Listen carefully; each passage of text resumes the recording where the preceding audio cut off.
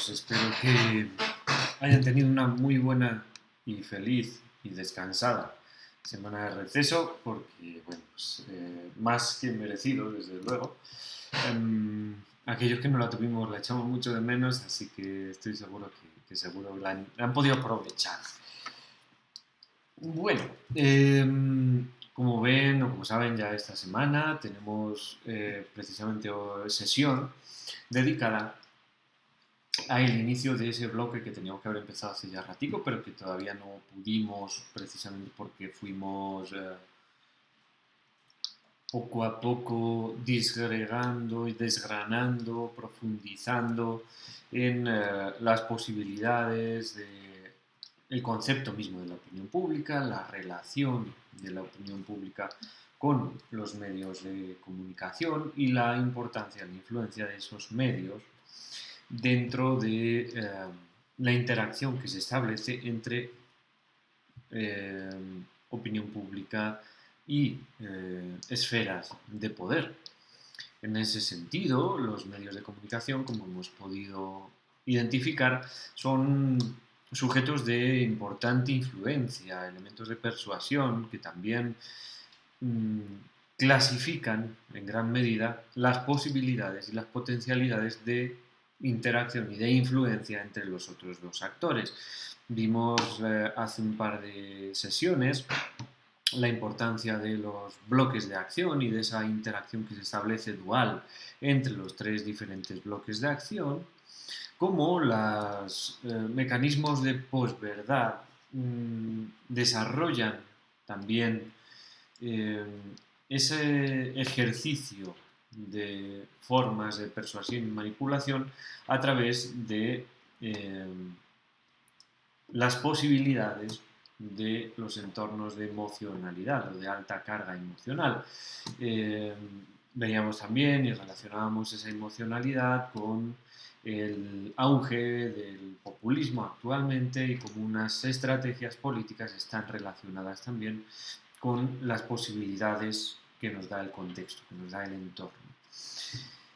Más allá de la configuración de un escenario como el actual,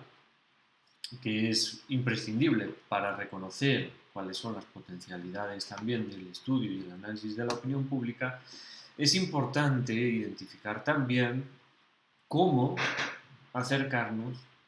y cómo establecer las condiciones para dicho análisis. En los escenarios actuales, como estábamos comentando, existen posibilidades que se abren y otras que se cierran y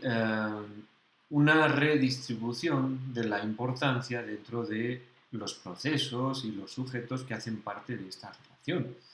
En ese sentido, es que la idea de hoy será empezar a trabajar con posibles metodologías que nos puedan acercar a una comprensión más integral del fenómeno de la opinión pública, en este caso de la opinión pública digital. Hablaremos durante esta sesión y durante la próxima y muy seguramente todavía una tercera sesión sobre tres metodologías que me parecen que pueden ser fundamentales para el desarrollo de esta, digamos, de esta categoría, que es la opinión pública, y más concretamente la opinión pública digital, como les estaba diciendo.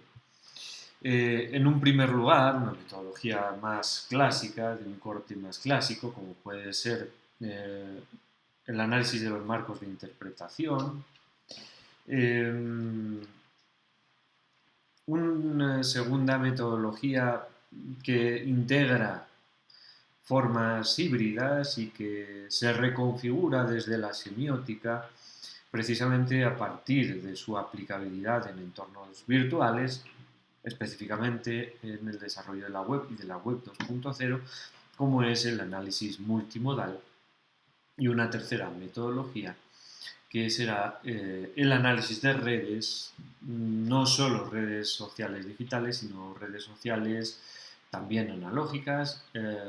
pero en cualquier forma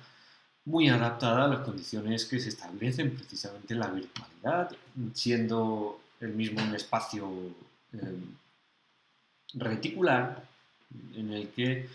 no todas las relaciones que se establecen en una red serán relaciones distribuidas, no serán relaciones horizontales, no serán relaciones accesibles, sino que tendrán mucho que ver con las capacidades y las posibilidades de control de ciertos sujetos sobre la centralidad que ejercen en la relación con los otros sujetos que hacen parte de esa red. Vemos entonces que son tres métodos que abarcan además posibilidades estructurales, materiales, de análisis de la opinión pública, cómo se relacionan los sujetos directamente de la opinión pública, cómo interactúan, cómo esos procesos se establecen en un entorno diferencial y configurado en torno a esas propias interacciones, y cómo la distribución diferente de las interacciones que se dan entre esos sujetos configura la importancia social y política, por lo tanto también, de diferentes sujetos, teniendo en cuenta los niveles de centralidad, la ocupación de lugares como lo que se conoce en teoría de redes como agujeros estructurales, structural holes, o huecos estructurales, como queramos traducirlo, la importancia de los lazos débiles en el acceso a información novedosa y una serie de características que nos marcará precisamente el camino de influencia y de persuasión que puede establecerse en una estructura social determinada. Por otro lado, podremos configurar la importancia discursiva precisamente a partir de ese análisis semiótico multimodal en el que reconfiguraremos cuáles son las intenciones ideativas, textuales, etcétera, que se establecen en la transmisión de diferentes mensajes, y lo haremos en la sesión de la próxima semana, de manera sincrónica, en un ejercicio por grupos, y lo haremos a través de un ejemplo muy evidente y muy interesante, que son los logos de los partidos políticos. Intentaremos reconfigurar cuál es el mensaje multimodal de dichos logos y si realmente consiguen reconocerse en ese mensaje, si logran transmitir ese mensaje, o si el intento de transmisión de ese mensaje viene intervenido por un alejamiento de las propias posiciones del partido por sobre digamos, la imagen que quiere establecer sobre sí mismo. Y un método que se sitúa entre ambas perspectivas, entre lo estructural y lo discursivo, en el que se establecerán precisamente cuáles son las condiciones a través de las cuales se establecen este tipo de mensajes de tipo persuasivo que en muchas ocasiones pues, pretenden manipular, configurar posiciones encontradas en torno a una problemática muy concreta. Esos son los tres métodos de los que vamos a hablar durante estas próximas semanas. El primero de ellos, como les digo, el de marcos de interpretación, será el que desarrollemos el día de hoy. Los otros dos los iremos desarrollando poco a poco y a través de ejercicios de tipo taller también, que harán parte de las tareas del curso. Entonces es importante que ustedes comprendan bien, y si no comprenden, obviamente, me puedan escribir o solicitar un espacio para que quedemos y resolvamos todas las dudas. Pues es fundamental también, no solo para su propia comprensión, sino para el desarrollo mismo de la asignatura. Muchas veces, cuando hablamos de opinión pública digital, lo llevamos a las condiciones del espacio donde se desarrolla esta opinión pública, que sería esa supuesta esfera pública digital. Ya hemos desmontado el discurso de la esfera pública, o al menos lo hemos cuestionado, perdón, no lo hemos desmontado. Desde ese discurso del establecimiento de una esfera pública digital, se establece también la relación directa de la misma con el desarrollo de una democracia de tipo deliberativo, un poco como lo configuraba, lo solicitaba el propio Víctor Sampedro en el primer texto que leímos, ya en el lejanísimo año 2000, 21 años después. Y esa relación se establece de una forma en la que se toma el desarrollo y el acceso a las tecnologías desde un punto de vista funcionalista, difusionista, una estrategia de extensión, se conoce también, y que tiene que ver con esas capacidades precisamente extensivas de la tecnología en el acceso a información diferencial, públicos específicos, relaciones entre la propia ciudadanía, desintermediación, al menos así es como se vislumbra por este tipo de perspectivas, y una capacidad de fiscalización, de accountability, muy fortalecida precisamente por ese casi que panóptico ubicuo y eterno en el que siempre hay alguien mirando y cuestionando y analizando la toma de decisiones públicas. Como bien sabemos, esto no ha ocurrido durante los últimos 10-15 años en el desarrollo de esta web 2.0, de la web social, de las posibilidades de interacción más resistentes, más continuas, más accesibles, y no lo ha hecho precisamente por las condiciones en las que se establece la opinión pública en el entorno digital. Hay ciertas posibilidades que se abren, pero también hay ciertas posibilidades que no han sido exploradas precisamente porque en los entornos virtuales, por mucho que sean, o estemos hablando de redes, de entornos reticulares, no todos los sujetos tienen el mismo poder de decisión, no tienen la misma posición, no tienen una relación horizontal establecida entre sí mismos. Habrá sujetos, especialmente sujetos corporativos, que tendrán mucho poder de decisión, ya no solo en la toma de decisiones que incumbe al mismo desarrollo corporativo o privativo de estas plataformas, que finalmente son empresas, si hablamos de Facebook, si hablamos de WhatsApp, si hablamos de YouTube, si hablamos de Instagram, de Twitter, de que hablemos, da igual, no importa tanto. Pero, digamos, más allá de esas posibilidades de tipo comercial, mercantil más bien, o corporativo, estamos hablando de las posibilidades de el ejercicio mismo de la política por parte de la ciudadanía. Si nos paramos en el espacio público, analógico, físico, estamos hablando de un espacio que realmente es público. Es la calle, es la plaza, son entornos abiertos, son las propias interacciones que se establecen entre los usuarios eh, las que configuran ese espacio público. Si nosotros trasladamos esto a las redes sociales digitales, estamos interviniendo un espacio que no es público, es un espacio privado, en el que las condiciones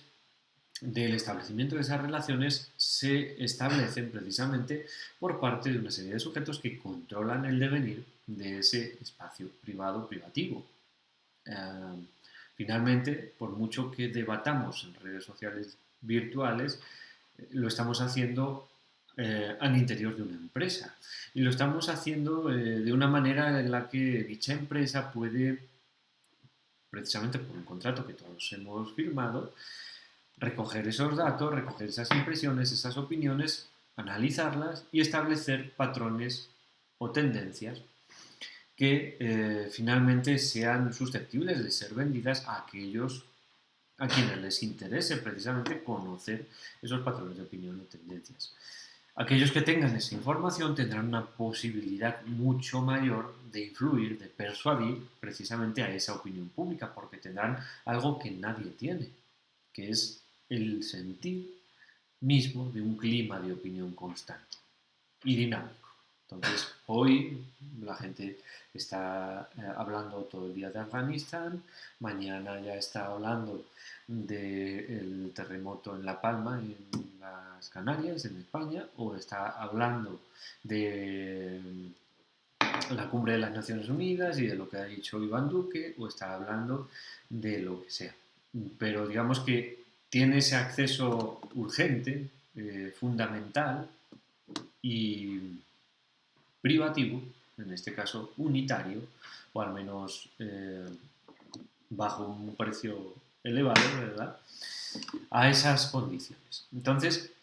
no podemos establecer una relación directa entre la esfera pública digital y el desarrollo de una democracia deliberativa sin al menos cuestionar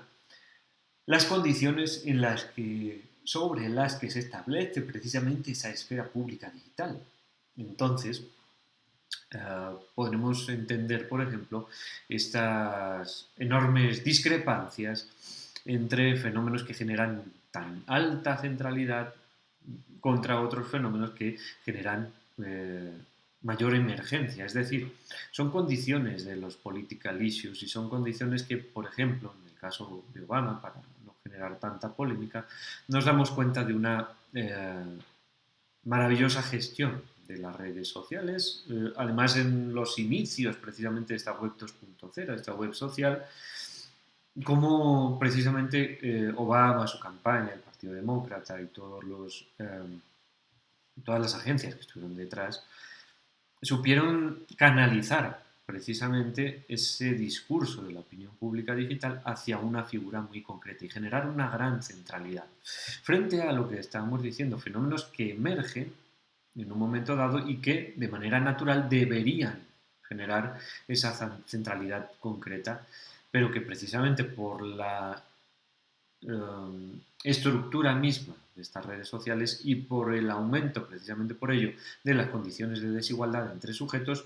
existen sujetos muy concretos que tienen una mayor posibilidad, un mayor poder de arrastrar esos fenómenos de emergencia hacia su propio beneficio.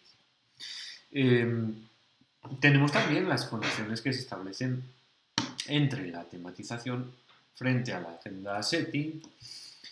en términos de una tematización de la opinión pública que requiere de una generalización de los temas frente a una adaptación de los temas al contexto, ambos fenómenos necesarios para ser tematizados, para ser incluidos dentro de esos political issues que pueden marcar la agenda política. La capacidad de poner en juego necesidades políticas decisionales y elementos que también ejercen una amplia influencia, como la centralidad o la controversia de dicha temática. Toda esta tematización se establece precisamente a través de las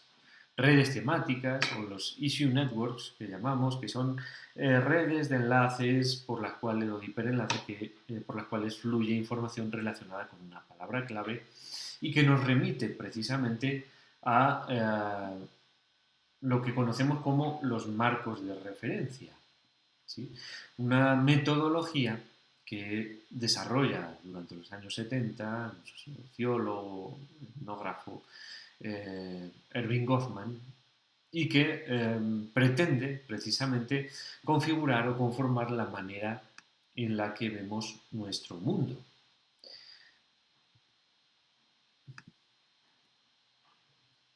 Para Goffman, en su definición, todo marco de referencia primario permite a un usuario situar, percibir, identificar y etiquetar un número aparentemente infinito de sujetos concretos definidos en sus términos. Para lo que nos sirven los marcos de interpretación, y aquí lo uno precisamente con la tematización o los political issues, es para enmarcar precisamente las condiciones por las cuales se establece la realidad social o política concreta. Todos los sujetos de las sociedades intentamos interpretar o procuramos interpretar la realidad y clasificar en términos de importancia también aquellos sucesos, aquellos procesos que ocurren dentro de esa realidad o de esa cotidianidad concreta. Entonces, situamos, percibimos, identificamos y etiquetamos esos sucesos para poder definirlos a partir de nuestros propios términos de definición. Entonces, los sujetos, dependiendo de una serie de categorías, que incluyen pues, esquemas cognitivos, valores, ideologías, una serie de cuestiones que implican la ética, la emocionalidad, eh, el reconocimiento, la identificación, una serie de valores que en muchos casos son muy difícilmente cuantificables o mensurables, de hecho muchas veces son inconmensurables, y que hacen que nosotros construyamos el mundo tal y como lo comprendemos. Y es por eso que, obviamente, cada día interpretaremos de una forma el mundo distinta a lo que lo haremos al día siguiente. Esos marcos de interpretación, en términos de opinión pública y en términos del ejercicio mismo de la política, marcarán los elementos fundamentales a través de los cuales las diferentes redes o los diferentes grupos o esferas que hacen parte de la interacción entre esferas de poder y opinión pública configurarán precisamente para intentar reconstruir una imagen del mundo o de la realidad similar a la que ellos mismos configuran, o al menos a la que sus propios intereses tienden a configurar. Si nosotros hacemos este ejercicio, y esto es lo que les voy a pedir, que hagan este ejercicio, en un medio de comunicación, en una noticia en concreto especialmente, nos daremos cuenta cómo efectivamente la construcción del relato sobre esa noticia en concreto variará indefectiblemente dependiendo de los propios intereses y de la manera en la que los sujetos van a configurar ese mundo. Eso es precisamente lo que les quiero pedir para la sesión de hoy. Que ustedes, todas y todos, por los mismos grupos a través de los cuales han venido trabajando las pasadas semanas y las diferentes tareas, asuman una noticia, ¿sí? La que a ustedes más les interese, pues mejor si es polémica, mejor, digamos, si centra algunos de estas categorías, que es central, que es controversial, que es generalizable pero adaptable a las condiciones contextuales, en este caso de Colombia, que implique la posibilidad de desarrollar necesidades políticas decisionales, que tiene que ver con la toma de decisiones políticas, es decir, sobre este tema puede decidirse algo o no hay posibilidad de decidirse algo. Entonces, pongo un ejemplo, por ejemplo, informar sobre el valor de la eutanasia hoy en día no es lo mismo en términos de tematización de la opinión pública y de configuración de la agenda que informar hace 40 años, porque hace 40 años no era una necesidad política decisional. Ningún partido político, o al menos ninguno con capacidad de toma de decisiones, estaría de acuerdo con legislar sobre la eutanasia o la muerte digna. Hoy en día, más de un partido está de acuerdo y aspira, y de hecho lo vienen haciendo en muchos países del mundo, a legislar el derecho a una muerte digna. Entonces, las necesidades políticas decisionales se refieren a eso, a esas posibilidades, esa estructura de oportunidades políticas que estábamos hablando en otras sesiones. El resto de conceptos yo creo que se explican por sí mismos. Intentando reconocer precisamente esos elementos en una noticia concreta, la que ustedes decidan, no tiene por qué ser solo política, puede ser otras cosas, pero bueno, siempre la política da mucho juego, sobre todo por lo controversial. Identificamos los diferentes elementos que están aquí listados. El problema, ¿sí? El problema se refiere no a cuál es el problema que ustedes creen que tiene la noticia, no. Se refiere a quien redactó esa noticia, cuál es el problema que identifica. el problema político, el problema social, dependiendo del tipo de noticia que configuremos, ¿sí? ¿En qué términos define precisamente el redactor de la noticia el problema que está afrontando esa información? También pueden utilizar, de hecho, estoy pensando, discursos políticos o intervenciones de políticos o tweets de políticos. Sería muy interesante hacerlo a través de tweets, por ejemplo. Entonces, el problema que identifica ese político o ese periodista, que dependiendo de lo que ustedes elijan, no el problema que ustedes identifiquen, que eso será otra cosa. Lo que estamos intentando es ver cómo se configuran estos marcos de interpretación con una intencionalidad concreta. Entonces, no se trata de que estén ustedes de acuerdo con el político, con el periodista, con quien sea, sino que sean capaces de identificar cuál es la orientación del problema concreto para esa persona. ¿Sí? Entonces, esa es la primera característica. En segundo lugar, ¿cuáles son las alternativas que propone ese sujeto que redacta esta información, político, periodista, lo que sea, para resolver ese problema? No, de nuevo, no sus alternativas, sino las alternativas de esta persona que redacta esta información o este mensaje. ¿Cuáles son las causas que esta persona en su mensaje reconoce precisamente como causantes de este problema?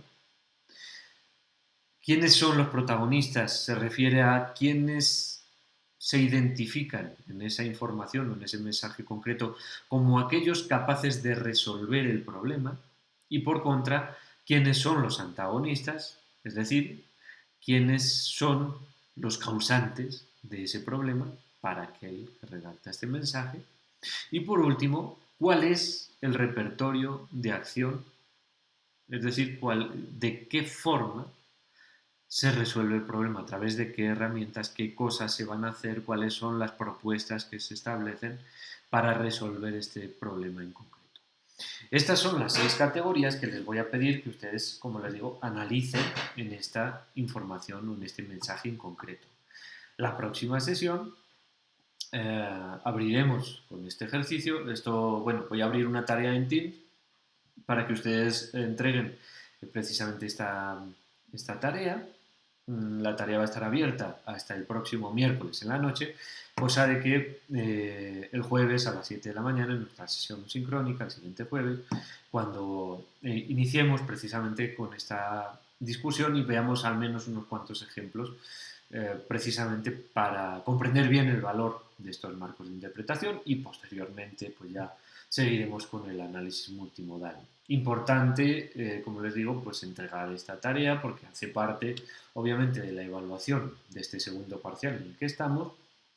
Y de nuevo, cualquier cosa, cualquier duda, cualquier información que necesiten, cualquier aclaración que necesiten, no duden en escribirme, en contactarme para buscar un espacio para que les pueda responder, sea por correo, sea de manera sincrónica también hablando, que demos un momento para